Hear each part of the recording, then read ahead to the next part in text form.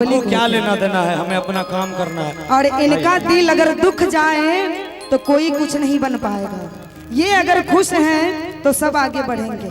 भैया बस व्यवस्था को थोड़ा बना के रखिए। आप लोग हल्ला गुल्ला मत कीजिएगा, आप लोग शांति से बैठ के देखिए, कोई आप लोगों को कुछ नहीं कहेगा।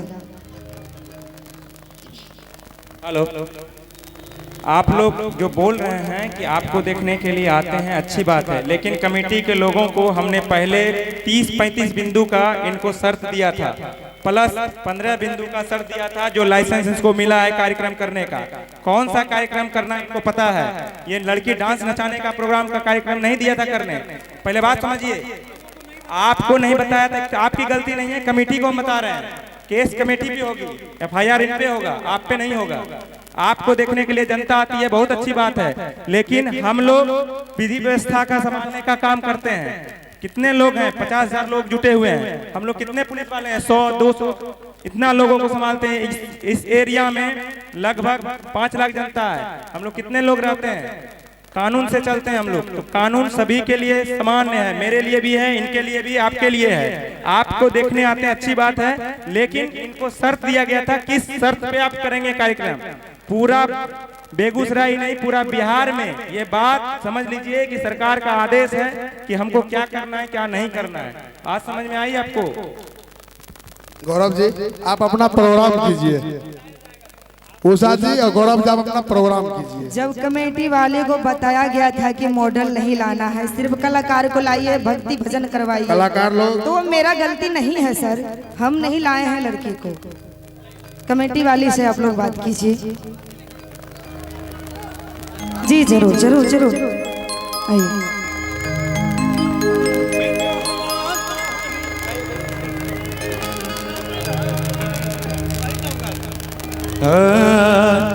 आरे की कहवा तोहरे नहीं लगे धोबिन, कहवा तोरे ससुररिया। एक सूर्य भगवान एक उपासक से कह रही है जे सूर्य भगवान के व्रत करे छे। हाँ हाँ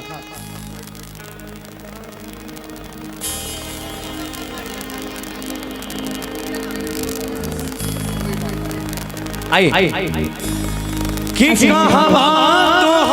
इतना चल रहा है वो भी हमको दिख गया है। कैमरा वाले को किसी को बदनाम मत करिए। ये मैं देखिए बड़ा तकलीफ होता है, इतने लोग हमारे लिए आए हैं, ये निराश होके जाएंगे तो मार्केट गौरव ठाकुर उषा यादव का खराब होगा, किसी का खराब नहीं होगा। गौरव जी हमको बड़ा एक मिनट, गौरव जी मेरा भी सुनिए।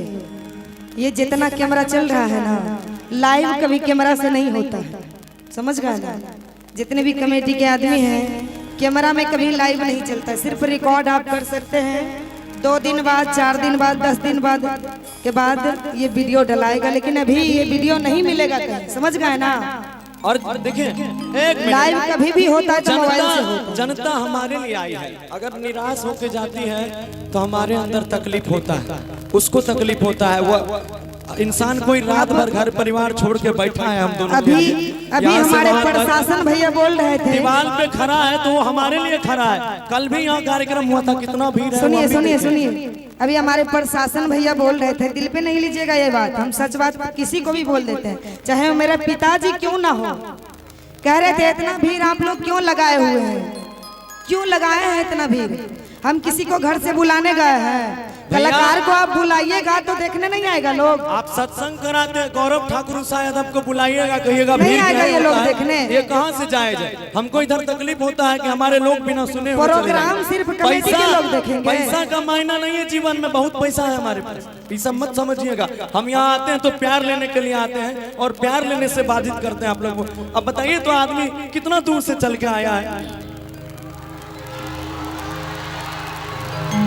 जोरदार ताली हो जाए। आप मत बनाइए कार्यक्रम, हम चुपचाप घर चले जाएंगे, लेकिन किसी के दिल को ठेस मत पहुंचाइए। पहले कह दीजिए क्या हम ऐसा गवाना चाहते हैं तो हमको मत बुक कीजिए। आप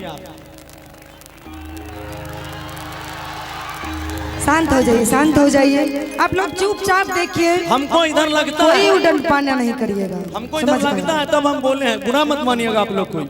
वही तो हम पहले ही बोल दिए, बुरा मत मानिएगा। ये बात जो बोल के गए आप, इतना भीड़ क्यों लगाई, इससे हमको बहुत दिल पे दुख होगा।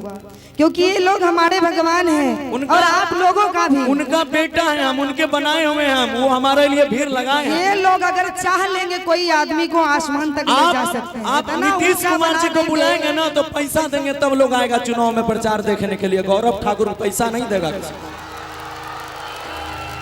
भगवान से भी बढ़ के जनता और श्रोता भगवान होते हैं। चाहे कितनियों बड़ा डीएम सीएम क्यों ना हो, उनको बनाने वाले चाहे कितनियों बड़ा तेजस्वी यादव क्यों ना हो, चाहे मोदी जी क्यों ना हो, उनको भी बनाने वाले हमारे श्रोता भगवान होते हैं।